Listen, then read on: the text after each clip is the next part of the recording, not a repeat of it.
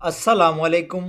Welcome back to my channel. आज की हम इस वीडियो में बात करेंगे टर्की की एक यूनिवर्सिटी जो कि आपको फुली फंडेड स्कॉलरशिप ऑफर कर रही है, पार्शली फंडेड स्कॉलरशिप ऑफर कर रही है और इसमें आप सेल्फ फाइनेंस पे भी पढ़ सकते हैं। इसमें आपको विदाउट आइट्स आप अप्लाई कर सकते हैं। इसमें आपको wide range of bachelors and master program मिल जाएंगे। इस वीडियो में हम टारगेट करेंगे खास तौर पे बैचलर के प्रोग्राम्स को और उन स्टूडेंट्स को जो कहते थे कि सर थोड़ी बहुत फीस हो भी तो हम पे कर लेंगे और हम जो है वो सेल्फ फाइनेंस पे भी अपनी स्टडी को परस्यू कर सकते हैं। तो अब इस यूनिवर्सिटी का जो क्राइटेरिया क्या है, इस यूनिवर्सिटी का जब आप अप्लाई करेंगे तो सबसे पहले आपको जो है एक कंडीशनल एक्सेप्टेंस लेटर आ जाता है।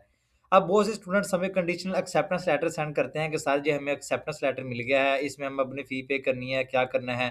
सर आप तो कहते थे कि ये जो है फुली फंडेड स्कॉलरशिप है और पार्शियली फंडेड है, इसमें तो इन्होंने इतनी-इतनी फ़ी बता दी है, अब हम क्या करें नेक्स्ट?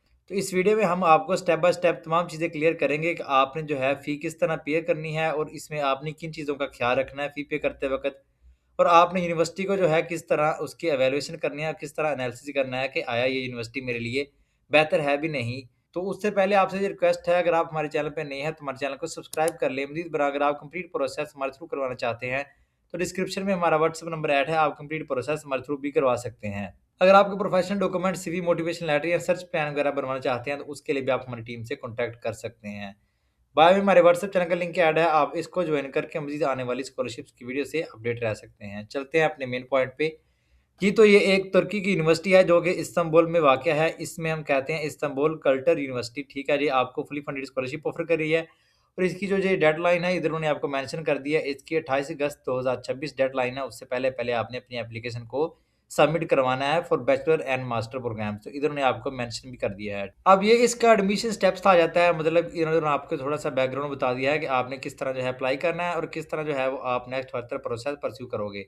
सबसे पहले आपने अपनी एप्लीकेशन को देना है, ठीक है? उसमें जो डॉक्यूमेंट्स हैं वो आपने ये देख सकते हैं, पासपोर्ट है, हाई स्कूल डिप्लोमा है और ट्रांसक्रिप्ट है, ठीक है? फिर उसके बाद आपको कंडीशनल एक्सेप्टेंस लेटर मिल जाएगा, उसके बाद आपने जो है वो फ़ी पे करनी है। अब फ़ी पे करने की मैं एक आपको बात बता दूँ, अब सुबह स्टूडेंट्स ने जो है वो काफ़ी स्टूडेंट्स ने कमेंट किए हुए थे कि सर आपने हमें इन्फॉर्मेशन नहीं दी कि इसमें बैंक स्टेटमेंट भी रिक्वायर्ड है। तो जब आप किसी यूनिवर्सिटी में अप्लाई करते हो जिसकी एप्लीकेशन फ़ी नहीं है बट आपकी जो है ट्यूशन फ़ी है, मतलब आपको जो है वो आपकी प्रोफ़ाइल की बेस पे आपको स्कॉलरशिप मिलेगी। फॉर एग्ज़ाम्पल अगर आपकी प्रोफ़ाइल बहुत स्ट्रॉन्ग है तो आपको 100% स्कॉलरशिप मिल जाती है।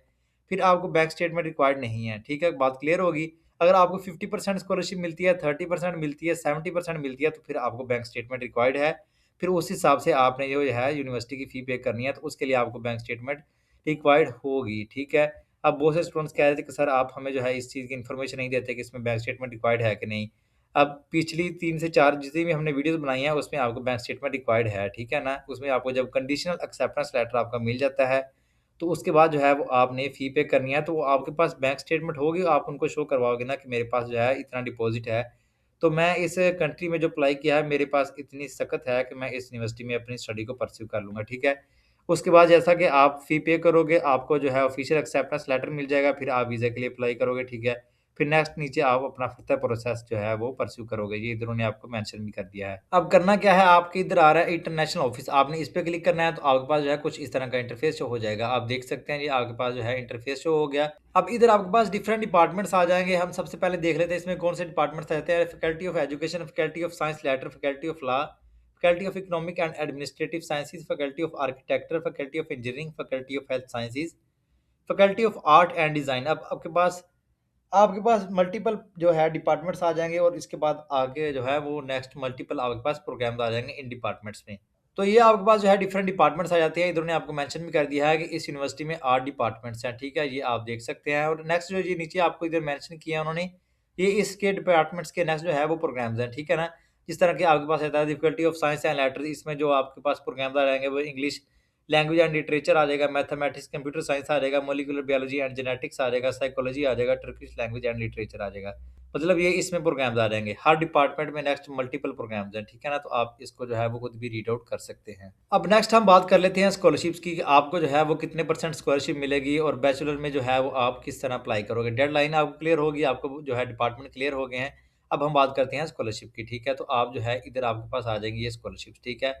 ये आपके पास आ गया है स्कॉलरशिप्स का पेज जो है scholarships and discount bachelor degree program. सबसे पहले हम बात करते हैं बैचलर में आपको कितने परसेंट स्कॉलरशिप मिलेगी और कितनी परसेंट मार्क्स आपको रिक्वायर्ड हैं स्कॉलरशिप को अचीव करने के लिए।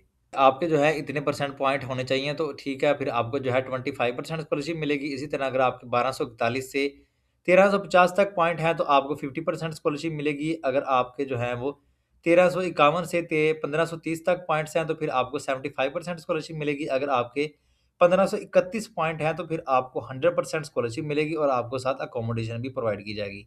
अब बात क्लियर होगी, अब आपको किसी चीज़ की जो है वो दिक्कत नहीं आएगी।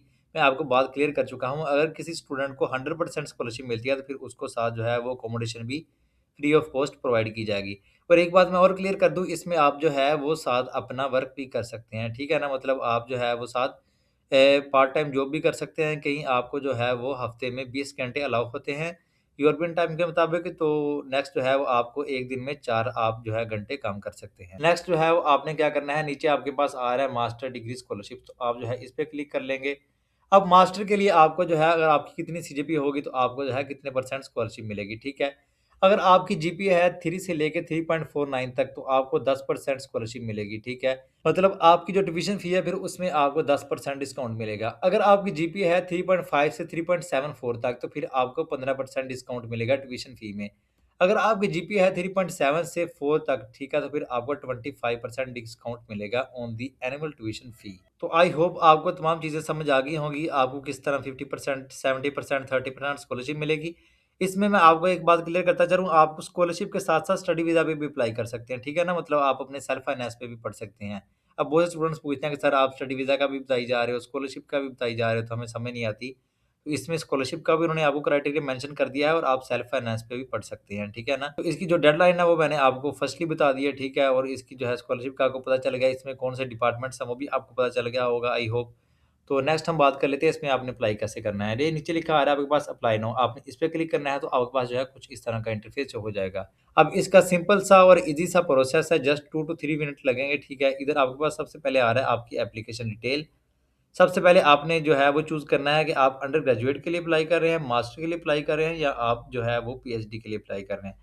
तो इधर से मैं जो है सेलेक्ट कर लेता हूँ अंडर ग्रेजुएट्स, ठीक है? तो नीचे आपके पास आ रहा है प्रोग्राम या डिपार्टमेंट, इधर से आपने अपना प्रोग्राम या डिपार्टमेंट चूज़ कर लेना है।